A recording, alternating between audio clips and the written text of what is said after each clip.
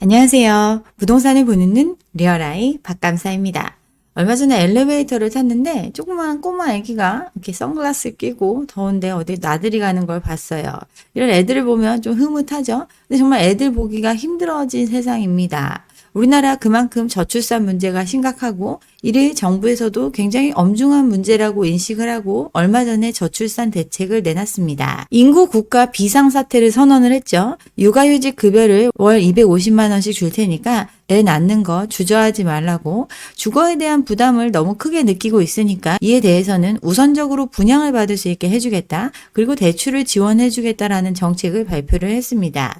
그만큼 지금 집값이 문제가 아니라 국가 존속의 문제가 걸린 것, 바로 인구의 감소 문제이고 이를 해결하는 것이 우리가 당면한 과제라는 것 이제서야 인식하고 발표를 했습니다. 그 대책으로 내준 거 돈 많이 버는 사람들한테도 빚을 많이 낼 수 있게 해주겠다. 고소득 맞벌이 부부도 신생아 특례 대출을 받을 수 있도록 그 한도를 없애버렸어요.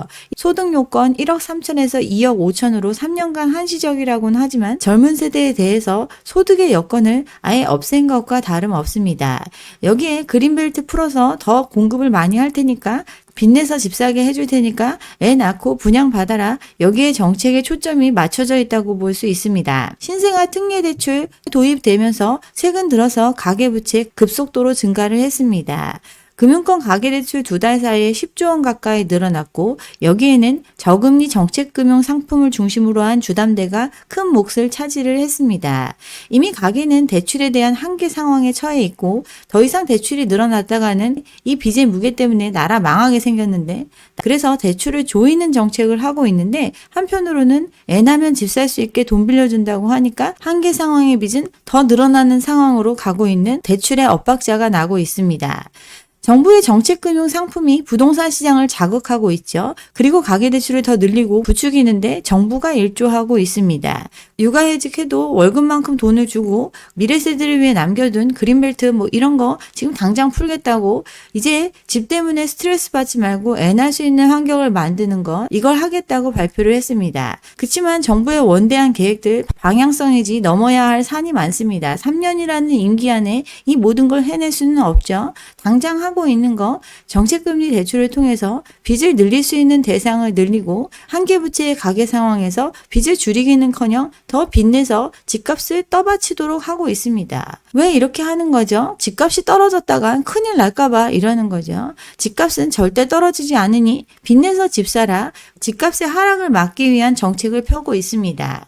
21년 연끌의 배경이 됐던 초저금리와 유사한 상황을 이 고금리 시대에 또다시 재현하면서 더 많은 희생자를 이끌어내고 집값 하락을 막는데 정부는 최선을 다하고 있습니다. 근본적인 해결책은 아니죠. 경기가 침체되고 코로나라는 절체절명의 위기를 겪을 때 저리의 무제한적 대출을 통해서 엄청난 연끌 수요를 이끌어냈습니다. 부동산 상승이 멈추고 PF 시장, 금융기관 이런 데 문제가 생길 지경에 이르니까 40조의 특례 보금자리론, 이 대출을 통해서 젊은 사람들 집 사는데 뛰어들게 했고, 신생아 대출이라는 걸 통해서 또다시 가계가 대출을 증가시키면서 이 시장의 하락을 막는 조치를 했습니다. 근본적인 해결책은 전부 아니었어요. 결국 애를 많이 낳는 환경이 되려면 주거가 안정이 돼야 되고, 주거가 안정이 되려면 사람들이 닿을 수 있는 집값 수준을 유지시켜 주는 것, 이게 근본적인 해결책이기에 유지할 수 없는 상황이 왔을 때 발빠른 구조조정을 통해서 빠르게 생긴 거품을 신속하게 걷어내는 하향 안정화 정책, 이걸 했어야 되는데 이런 모든 시기를 실기하고 전 정부처럼 터지지 않게 더 커진 폭탄을 돌리는데 급급하고 있습니다. 가계부채의 폭탄 더 커지고 있죠. PF 시장 아직 해결된 게 없습니다. PF 시장의 문제 터지는 걸 막기 위해서 수분양이 잘 되게 하도록 대출을 해주고 마른 수건 짜듯 수요를 이끌어내고 있습니다. 뒷감당은 나몰라라 하고 있죠. 지금 시장 상황은 달라진 거 없이 점차 심화되고 있습니다. 물가 잡히지 않고 있죠. 생산자 물가 6개월째 오름세를 보이고 있습니다. 우리가 체감할 수 있을 정도로 살기 팍팍해진 환경 계속해서 유지되고 있습니다.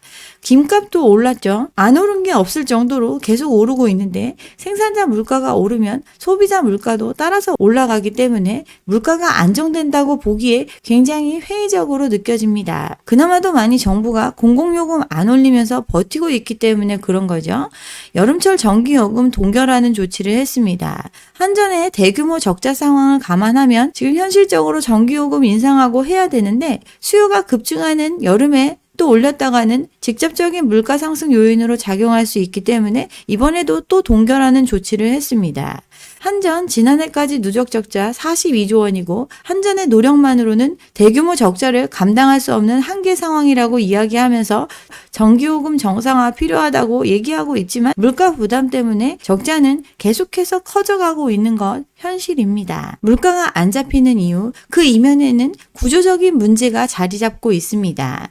지금 5%씩 오르던 거에 비해서는 좀 둔화됐다 이런 얘기 했지만 둔화됐다고 느끼기엔 우리의 생활 물가 너무나 높습니다. 세계적인 긴축이 진행될 때 우리 긴축을 하지 않음으로써 원하는 평가 절하됐고 수입의 많은 부분을 의존하고 있는 우리나라 같은 경우 물가가 잡히기 더 어려운 구조이기 때문에 그 대가를 생활에서 우리는 치르고 있습니다. 전반적으로 긴축의 과정을 거치고 있기 때문에 물가가 완만하게 둔화될 걸로 예상하고 있는데 우리나라 같은 경우는 다른 나라에 비해서 생활 물가가 굉장히 높아서 국민에게 부담이 되고 있습니다. OECD 평균보다 1.5배 의식주가 비싸다고 하는데 이 격차는 과거보다 훨씬 더 많이 늘어나고 있다고 합니다. 근본적인 문제, 한미 기준금리 역전이 꽤나 장기간 이어지고 있는 것, 이 부분에 있습니다. 상대적으로 원화의 가치가 절하되고 있는 상황이기 때문에 체감 물가는 더 높아질 수밖에 없습니다. 강달러죠. 1,400원을 위협할 정도로 환율은 꾸준히 올라가고 있습니다. 미국의 경제는 호황을 겪고 있고 그렇기 때문에 빠른 피벗이 이루어지지 않고 있는 상황에서 다른 나라들 미국보다 먼저 금리를 내리기 시작하니까 달러 가치는 더더욱 올라가고 있습니다. 당분간 고환율이 지속될 걸로 예상되고 있죠. 지금 이런 상황 우리는 외환 보유액을 써가면서 또 국민연금을 쏟아 부어가면서 환율을 방어하면서 버티고 있습니다. 근데 스물스물 올라와서 이제 1,400원 왔다 갔다 하는 거 자주 발생하고 있습니다. 수출로 먹고 사는 나라니까 고환율로 수출이 증대되는 효과도 있다. 이런 얘기하는 사람들 있지만 중간재 위주의 시장이죠. 물건을 수입해다가 만들어서 파는 나라이기 때문에 수입 물가 상승으로 긍정적 효과보다는 부정적인 효과가 더 커지고 있는 상황입니다. 심리적 마지노선으로 얘기되는 1,400원 근처를 자꾸 왔다 갔다 하니까 이번에 급하게 발표된 것 국민연금의 스와프 금액을 증액시키는 걸로 대응을 했어요. 350억 달러에서 500억 달러로 늘렸다. 이게 발표되면서 겨우겨우 1,400원 아래로 내려갔지만 언제 터질지 모르는 화약고입니다. 외환 보유액은 추가 감소할 전망을 보이고 있죠. 갖고 있는 여력을 써가면서 지금도 방어하고 있고 그 여력은 계속해서 약화되고 있는 것, 이게 사실입니다. 다른 나라 금리 올릴 때 우리나라 금리 안 올리고 계속 완화적인 정책을 하고 있으니 추락 멈추지 않고 있습니다. 강력한 미국의 경제 상황, 또 미국과 어긋난 통화 정책, 이런 것들로 인해서 달러 값은 계속해서 오르고 있고 이 영향이 고스란히 물가로 반영되고 있습니다. 물가에도 큰 영향을 미치는 거 바로 유가인데 기름값 부담도 점점 커지고 있죠. 물가 문제 때문에 유류세 인하 조치 계속해서 해오고 있고 공공요금 동결 등을 통해서 물가에 영향을 주는 것 최소화하려고 정부가 그 부분을 다 부담하고 있습니다. 근데 석유가 계속 오르고 있죠. 최근에 좀 떨어졌다가 다시 오르기 시작해서 지금 두바이유 같은 경우 84달러 수준을 보이고 있습니다. 기름값 부담이 커지고 있고 이 조치 계속하다 보니까 정부 세수 줄고 그래서 인하의 폭을 축소하는 거 7월부터 한다고 하니 이 부담감 더더욱 커질 수밖에 없습니다. 물가에 영향을 줄 수밖에 없는 요인으로 또 작용하고 있어요. 2% 금리차가 만든 부작용이 여기저기서 발생하고 있습니다. 외환 보유고 국민연금 스와프 갖고 있는 모든 방법을 동원해서 환율의 변동을 막고 있지만 이미 1,400원대에 육박하고 있는 게 현재의 상황입니다. 전기요금 동결하고 유류세 인하 조치로 기름값 올라가는 거 막고 있지만 유가 80달러 수준을 보이고 있고 사람들의 생활을 힘들게 하고 있습니다. 자원이 없는 나라니까 수입을 통해서 생활하고 있는데 이 수입 물가의 폭등으로 물가가 잡히고 있다고 하는데 체감하는 물가는 그렇지가 않습니다. 근데 빚은 가장 많은 나라죠. 가계부채 1위의 국가로서 가처분 소득은 축소되고 내수는 극심한 침체를 보이고 있습니다.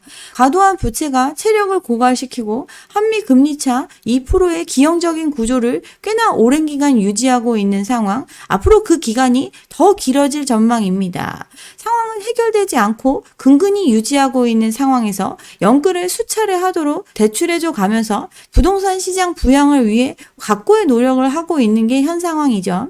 주택시장의 바닥난 수요를 마른 수건 짜듯이 짜내면서 폭탄 터지는 시기를 연장하고 지금 그렇게 버티고 있는데 다시 거래가 살아난다, 또 오른다 하면서 시장을 부추기고 있는 상황입니다. 수요는 없죠. 억대 연봉자 많아졌죠. 갈수록 많아지는 억대 연봉자를 생각하면 지금 집값 수준 아무렇지도 않다. 이거에 동의하는 사람 얼마나 될까요? 연봉 1억 131만 명입니다. 삼성전자, SK하이닉스, 네이버, 카카오 이렇게 우리가 들어본 대기업들 다니는 사람들 억대 연봉 흔해졌습니다. 근데 이들의 한 달 실수령액 1억 벌면 한 달에 658만 원입니다. 2억을 벌어야 겨우 1,000만 원이 되는 수준이죠. 세금으로 차 떼고 포 떼고 나면 연봉 1억이라고 해도 한 달에 600만 원 좀 넘게 이거 받는 사람들입니다. 연봉 1억이 131만 명이라고 하는데 그중에 신생아 대출 특례 적용받을 수 있는 20, 30대 얼마나 될까요? 전문직, 금수저, 0.1%의 사업 성공자, 대기업 과장급 이상 이 정도 돼야 30대의 연봉 1억 받을 수 있습니다. 그들이 대출 없이 살 수 있는 아파트의 가격, 그게 바로 서울의 평균 아파트 가격이라고 하는 10억입니다. 짜내다 이제 이 정도 소득 되는 사람들도 신생아 대출 해줄 테니까 시장에 들어오라고 하는 대한민국 마지막 연끌을 부추기고 있습니다. 근데 정말 이들 얼마 안 돼요. 이들이 들어오고 난 다음에 그들이 산 가격보다 더 비싼 값에 집 사줄 수요자 존재하지 않습니다. 최근에 거래량 늘었다고 하는데 이유는 금리가 좀 싸졌기 때문이죠. 기준금리보다 낮은 주담대를 통해서 초저금리 상황과 비슷한 환경이 됐고 여기에 연끌이 최고조에 달하던 시기보다는 가격이 떨어졌다고 하니까 시장에 진입하는 사람들이 생겨났어요. 그만큼 대출은 급증을 했습니다. 고금리의 상황이 해결된 게 아닌데 지금 금리가 낮은 수준을 보이니까 곧 금리 내리면 더 낮아지는 과거와 같은 상황이 될 거다라는 믿음에 들어오는 사람들 생겨났고 그만큼 가계대출이 급증하는 모습이 나타났습니다. 미국이 먼저 금리를 내리지 않는 이상 금리는 다시 오를 수밖에 없는데 금리 인하 여부가 불확실한 상황에서 기대감이 지나치게 형성된 시장이라고 한 교수님이 지적을 했죠. 정부의 정책 대출 상품이 허들을 낮추고 있다는 점이 대출 증가에 기여하고 있습니다. 정부가 신생아 대출을 통해서 2%도 안 되는 금액에 돈 빌려주겠다고 하니까 수요가 자극되는 모습이 나타났어요. 은행별 주담대 올 들어서 16조 원이 순증을 했습니다. 순증 한도가 소진이 돼서 하반기에는 전체 대출액을 줄여야 하는 상황이고 이렇게 되면 가상금리 신용평가를 강화해서 사람들이 생각하는 더 낮은 금리가 계속되는 상황 이어질 수가 없습니다. 가계대출을 억제해야 되는 것, 이거 변하지 않은 상황입니다.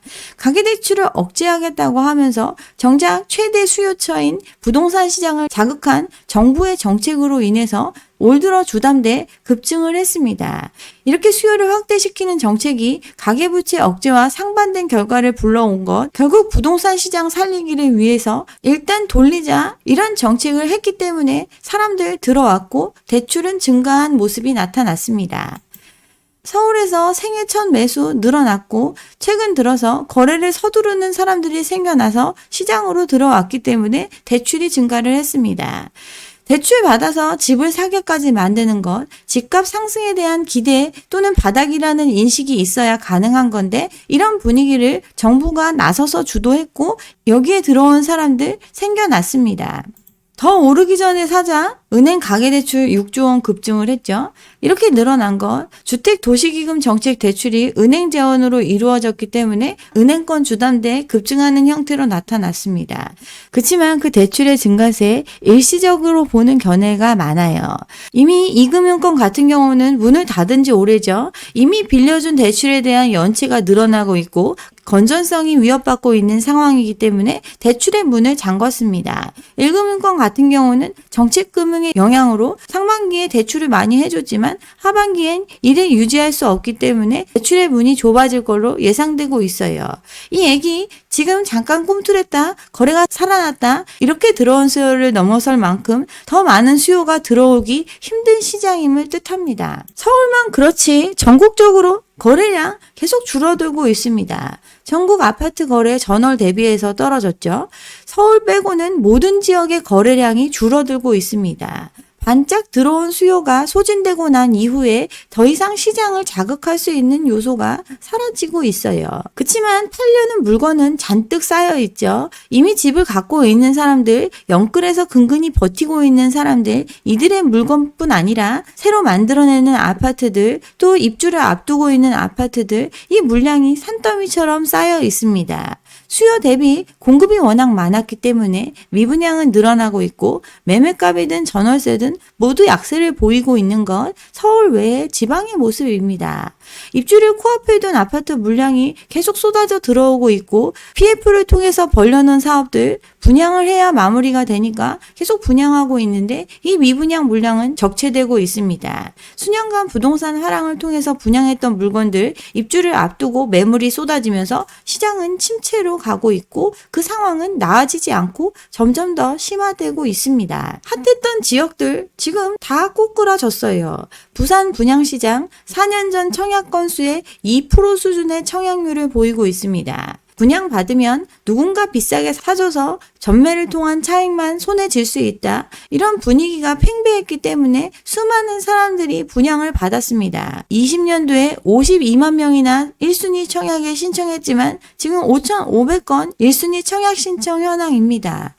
이제 분양가보다 떨어진 마피 매물이 시장에 잔뜩 쌓여있는 상황에서 분양의 메릿이 없기 때문에 물건은 안 팔리고 계속 시장에 쌓여가고 있는 것 서울 외에 다른 지역에서 벌어지고 있는 현실입니다. 부산, 부울경으로 얼마나 뜨거웠던 시장이었는지 기억하시죠? 불과 몇 년 전의 상황이었는데 이렇게 바뀌어가고 있는 것 그리고 이 상황을 타개할 특별한 방법이 없다는 것 이게 팩트입니다. 여기에 이 부동산 하락만 믿고 너도 나도 부동산 개발에 투자했고 여기에 돈 빌려준 저축은행 위기의 상황 점점 커져가고 있습니다. 1분기 저축은행 연체율 8.8% 지난해 말보다 나아진 거 없이 더 늘어나고 있습니다. 3개월 이상 연체된 부실 채권 급증했죠. 지난해보다 47% 이상 늘어났습니다.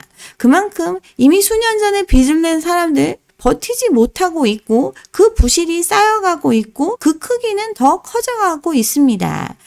저축은행들 건전성 제고를 위해서 갖고 있는 채권, 갖고 있는 자산 매각하고 정리하고 이런 절차를 하고 있지만 연체는 늘어나고 있고 부실화된 채권은 계속해서 증가하고 있습니다.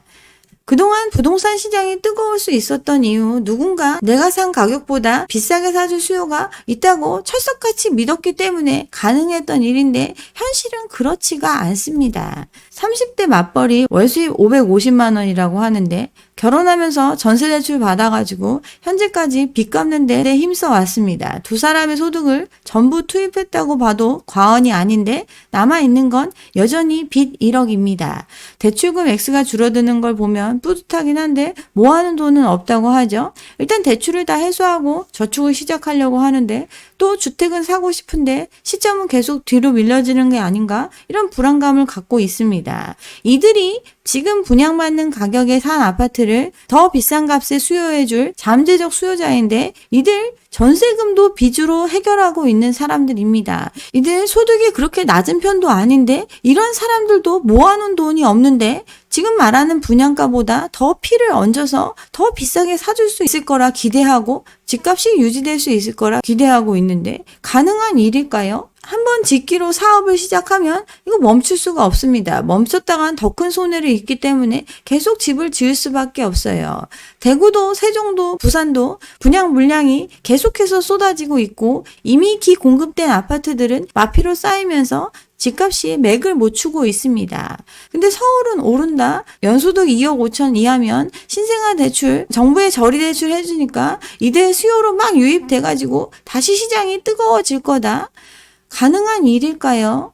이제 서울이 그 변곡점을 지나고 있습니다. 하반기에 쏟아낼 물량 어마무시하게 많아요. 지금 서울 강남권에 수많은 분양을 앞두고 있습니다. 여기 웬만하면 20억 이상 있어야 청약에 도전할 수 있는 이런 물량들 대거 쏟아지는 상황인데 이들이 무리하려면 시장의 가격은 절대 떨어져서는 안 되죠. 지금이 바닥이고 계속 집값이 오를 거다라는 기대감이 없으면 이들의 물량 또한 소화되기 어려운 게 현실입니다. 서울 미분양 문제가 불거지게 되면 바로 이 모든 문제가 터질 수 있기 때문에 현 정부 그런 상황이 내 손에서 오지 않게 하기 위해서 마른 수건을 짜내고 있습니다. 그렇지만 환율, 물가 이런 거 생각하면 한계 상황입니다. 연체율은 쌓이고 있고 PF 구조조정 문제는 구조조정 직전 단계에 이르고 있습니다. 지금 출산율 제고를 위해서 소득 제한 풀어주고 한다니까 다시 집값 오를 거다 이런 기대감을 갖고 있는 사람들이 있는데 지금 정부가 하는 건 집값 유지 정책입니다. 현 상황을 유지하기 위해 모순된 모든 문제를 덮은 채 사람들에게 진실을 가리고 빚내서 집값 하락을 방어하는 총알바지가 되라고 떠미는 정책이라고 볼 수 있습니다. 이런 상황에서 제발 후회할 선택 하지 않으셨으면 좋겠습니다. 네, 여기까지 오늘 준비한 내용이고요. 오늘 제 영상이 좋았다면 좋아요와 구독 잊지 마시고 다음 영상도 함께 해주시기 바랍니다. 감사합니다.